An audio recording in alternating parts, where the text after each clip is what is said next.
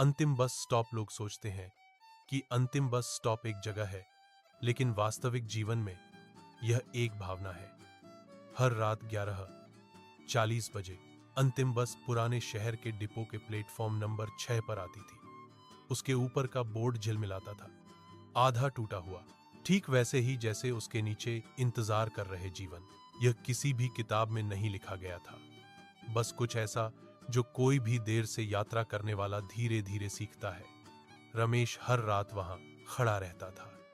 वह एक अस्पताल वार्ड बॉय के रूप में काम करता था। 12 घंटे की शिफ्ट, न्यूनतम वेतन, अधिकतम जिम्मेदारी। उनकी पत्नी का कई साल पहले निधन हो गया था और उनका बेटा दूर एक सरकारी छात्रावास में पढ़ता था। आखिरी बस ही घर जाने का एकमात्र रास्ता था। इसे चूकने का मतलब था अस्पताल के फर्श पर सोना। उस रात जोरदार बारिश हुई। स्टॉप पर गीली धूल और थके हुए लोगों की गंध आ रही थी।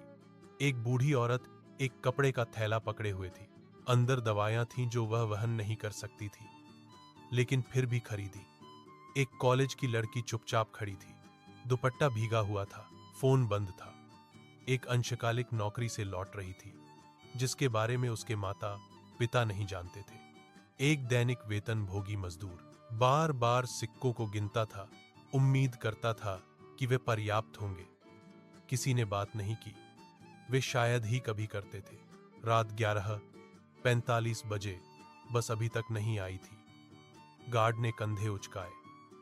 आखिरी बस है, आएगी तो आएगी। बूढ़ी औरत बेंच पर बैठी हाँफ रही थी। रमेश ने उसे कांपते हुए देखा। उसने एक स्टील की बोतल निकाली और पानी दिया। वह कमजोर मुस्कुराई। वास्तविक जीवन की दयालुता शांत होती है। कोई पृष्ठभूमि संगीत नहीं, कोई ताली नहीं।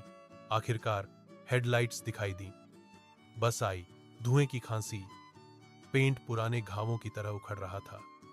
ड्राइवर थका हुआ लग रहा था, आंखें लाल थीं। वह पहले ही 14 घंटे गाड़ी चला चुका था।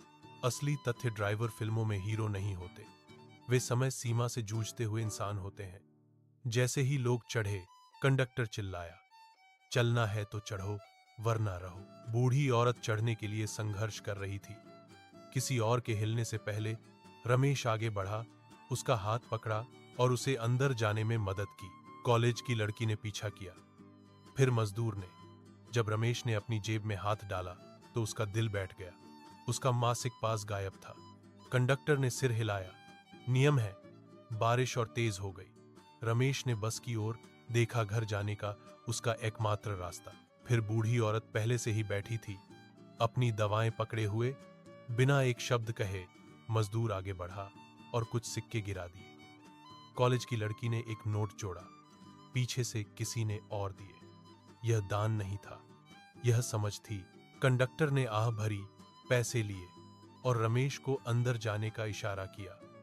जैसे ही बस रवाना हुई, आखिरी बस स्टॉप फिर से सन्नाटे में लौट आया। खाली बेंच, टूटा हुआ प्रकाश, गीला फर्श। कल वही लोग फिर से वहां खड़े होंगे, अलग चेहरे, वही संघर्ष। आखिरी बस स्टॉप की असली सच्चाई यही है। यह वह जगह नहीं है जहां यात्राएं समाप्त होती हैं। यह वह जगह है जहां मानवता चुपचाप जीवित रहती है।